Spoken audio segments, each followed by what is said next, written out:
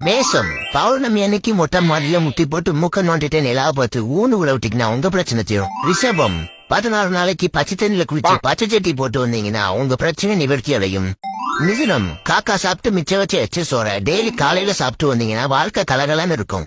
கடகம் காது குழந்தை பட்ஸ் எடுத்து அந்த பஞ்சில திரி போட்டு விளக்கேற்றி வந்தீங்கன்னா வாழ்க்கை பிரகாசமா இருக்கும். சிம்மம் நரமுடி இருக்கிற 4 நாய்க்கு நேச்சுரல் ஹேர் டைவிங் அடிச்சு விட்டீங்கன்னா வாழ்க்கை நலமா இருக்கும்.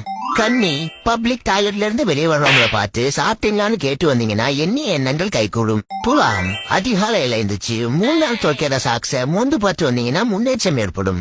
விருச்சகம் வடக்கையா இருக்க 12 பேருக்கு சீப்பு வாங்கி சீவு கொடுத்தீங்கன்னா அவங்க வழக்க மாதிரி உங்க வாழ்க்கையும் ஷைன் ஆகும். தனுசு பாவக்காவும் வேப்பலையும் சேர்த்து பாயாசம் பண்ணி குடிச்சு வந்தீங்கன்னா வாழ்க்கை இனிமையா அமையும். மகரம் காலையில எழுந்து மாட்டு கோமியத்தை மடக்குன்னு குடிச்சு வந்தீங்கன்னா வாழ்க்கை மலரும். கும்பம் மூத்திர சந்தில இருந்து முட்டை சாப்பிட்டீங்கன்னா வாழ்க்கையே முன்னேற்றம் அடையும்.